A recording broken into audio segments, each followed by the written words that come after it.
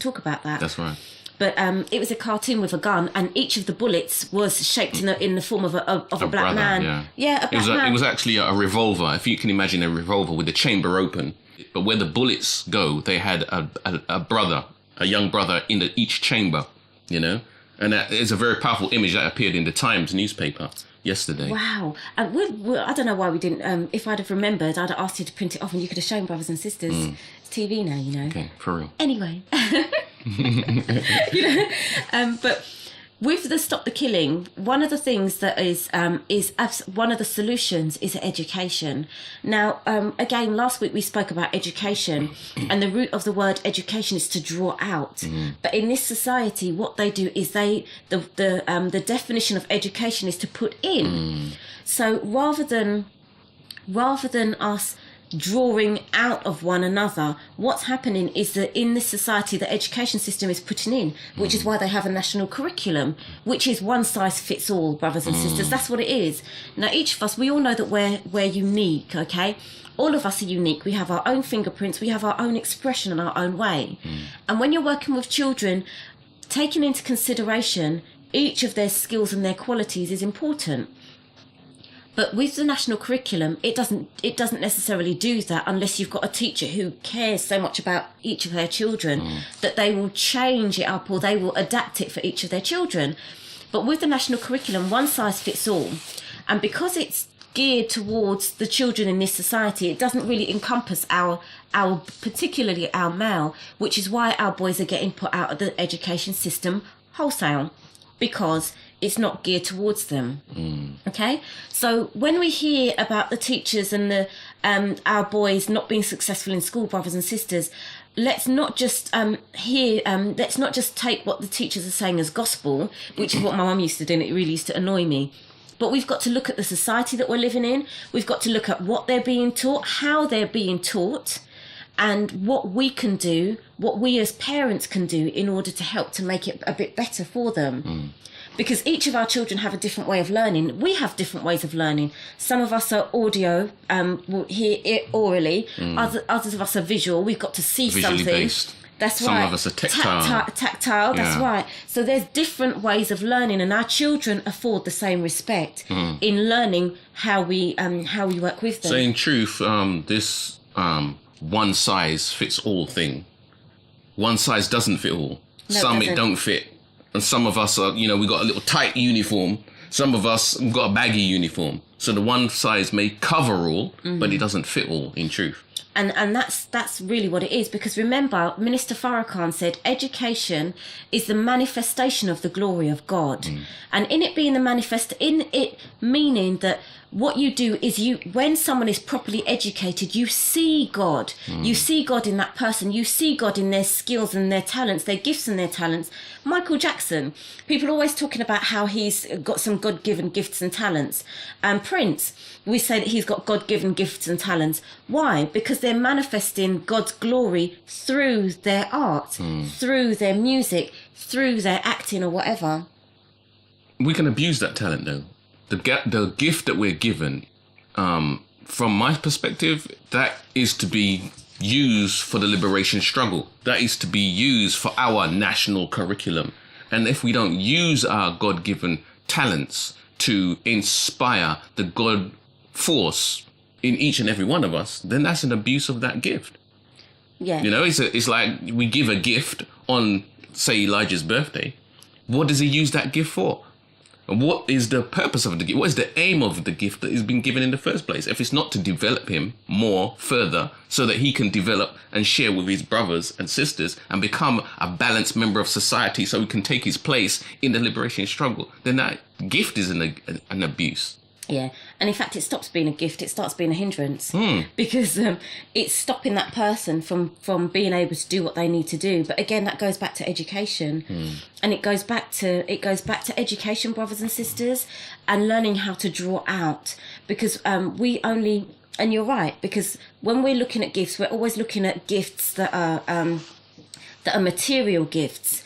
or things that we see on a functional material level, but we don't look at my creativity or passion for learning, or my ability to read, or my ability to write poetry, or my ability to kick a ball. You know, we don't look at those things as gifts and talents that we can share with one another, that you can inspire someone with, and that we can help to move our nation on from where we are to more closer to where we need to be. But as an educator, isn't that the job of an educator, to be drawing out those gifts and talents that are buried within, and focusing on the ones that is needed by the society? So therefore the educator must have a understanding of what is needed in the society that we are coming up with or coming up in.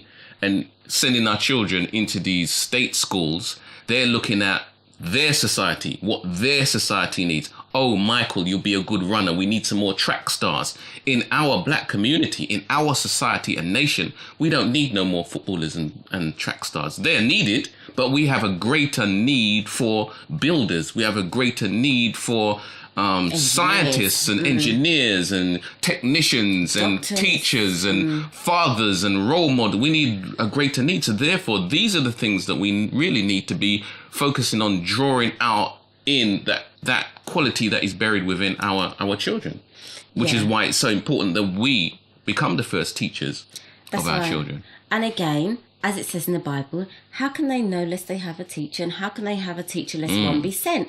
And one has been sent to us, brothers and sisters, to connect us back to God so that we can see that. Because in order for you to be speaking about a nation, in order for us to be thinking about a nation, in order for us to be thinking about what our children need to be, that takes vision.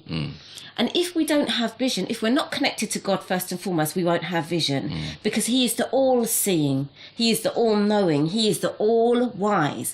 And in Allah, God being all of those things, it means that I need to connect myself with him in order to get his permission, in order to work with my children, because the children belong to him, they don't belong to me. I'm just a caretaker. Do you want to? So again, that's why we spoke about the attitude of a teacher last week, brothers and sisters. Because if, as a teacher, you're not humble, you're not in a position to learn from that child. You're not in a position to learn from God what that child needs in order for them to get to their destination or where you're going to be taking them. Every teacher has to have a class plan. With the national curriculum, they have set goals, okay? And that means that they have a class plan for the year, for the months, for the weeks, and for the days. We have to have a plan for our children as well. What do they need to learn? What do they need in order for them to get from A to B? What do they need in order for them to get from an immature baby to a helpful, productive citizen within the society? What are all of the skills and the abilities that they need? All of those things need to be drawn out of the child. They need to be drawn out based on my connection with God, my connection with that child, and me learning different skills and qualities along the way. So let me ask you, as a mother and teacher, a homeschooler, how do you set those plans, that class plan, that year plan, that week plan? What is the basis of doing that? I mean, I hear you saying that it needs to be done, but as somebody who does that, maybe you can share with us. Okay, well, first and foremost, I have to say this because this has really stayed with me, but it's about each of our children is their right to have an education.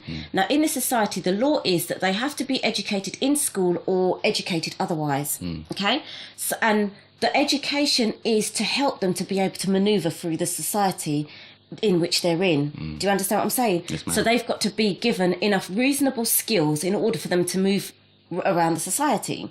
So when we look back at some of the skills and the things that we did as children, we don't use them now, which means they were a waste of time. Could you give us an example? Like with learning about angles and things. A lot of them I don't personally use. So you mean in maths, you mean? in maths. Or biology. A lot of the things I didn't use. Chemistry I didn't use. But when it comes down to looking at chemistry from a cooking perspective, Okay. I use that.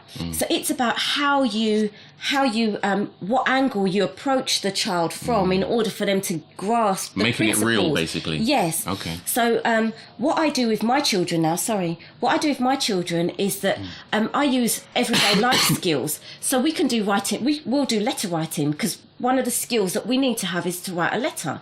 But we don't practice exercises from a textbook of writing letters. I encourage them and I help them to write proper letters